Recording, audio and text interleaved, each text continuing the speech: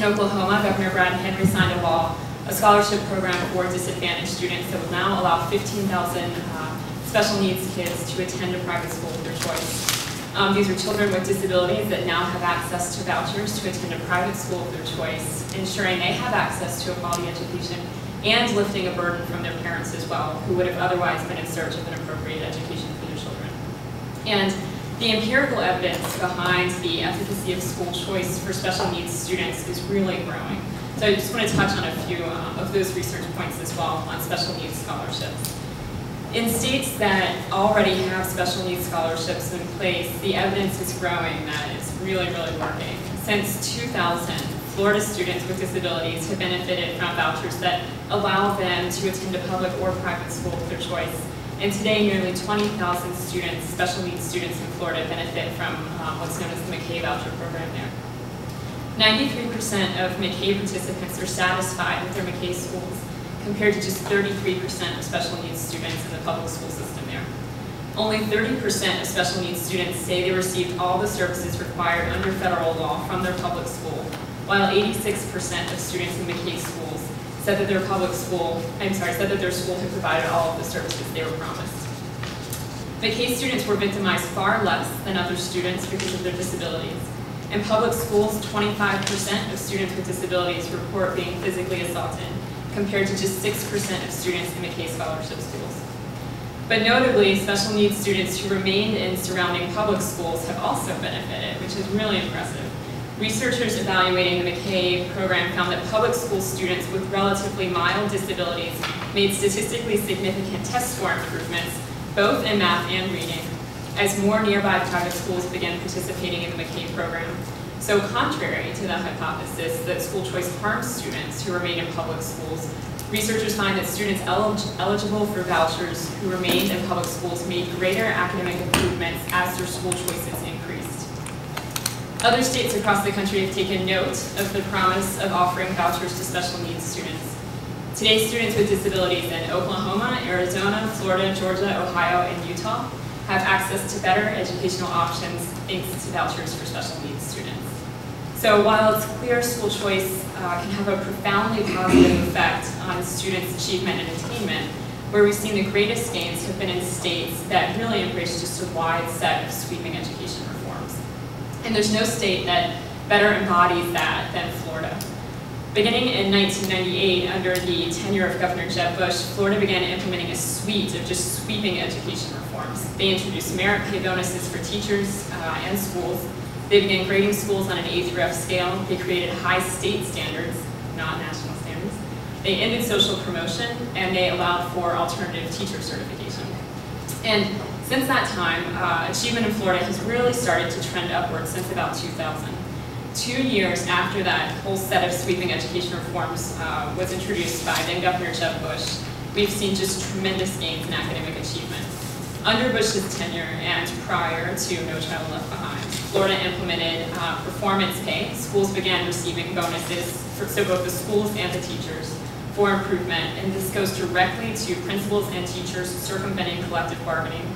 Alternative teacher certification was implemented. Florida now allows reciprocity with other state teaching certificates, as well as on-the-job training and alternative routes to teacher certification. They ended social promotion, and this is such an important point. Third grade students who failed to score at least a 1 out of 5 on the Florida Comprehensive Assessment Test, the FCAT, are not passed on to 4th grade. So essentially, if you can't read in 3rd grade, you're not being passed on to 4th grade. Pretty common sense. And then state standards. Florida implemented very rigorous state standards and corresponding assessments, testing students each year in grades 3 through 10. And what's so notable about Florida state standards is they are very high. And if you look at trends and graphs of student achievement in Florida, Florida will set a high standard, and then students will usually hit that standard, and then Florida raises the bar again on their state standards. And it looks like for a moment student achievement dips, but then they hit that high standard again, so they're constantly pushing that standard upward. And then the most common sense reform, in my opinion, was the mechanism by which they now grade schools. Prior to all of these reforms, they were grading schools on a 1 through 5 scale. So as a parent, you don't know, is it better to have my child in a 1 school or a 5 school? It's not very transparent.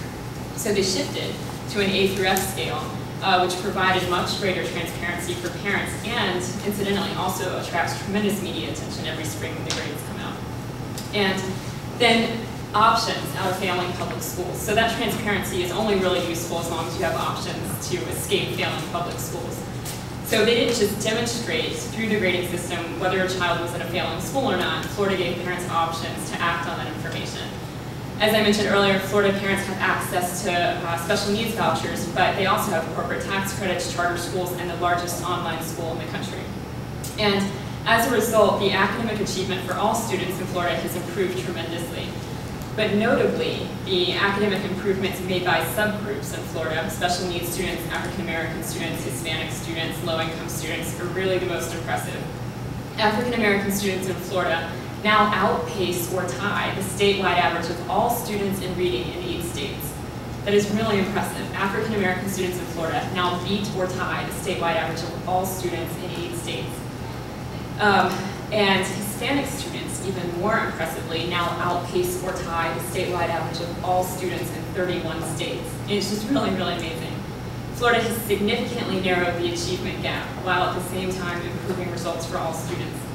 And special needs students in Florida have also made tremendous academic gains as well. 8th grade special needs students in Florida are now a full 10 points ahead of the national average in reading, and Florida special needs students are now a full 15 points ahead of the national average for special needs students in reading. So Florida's reform plan was really a common sense, straightforward blueprint for how to successfully raise student achievement.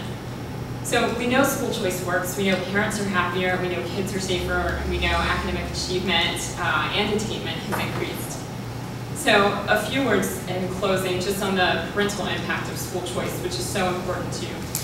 Seeing school voucher programs up close in DC, like the Opportunity Scholarship program there, you find that it really has a profound impact on parent involvement as well.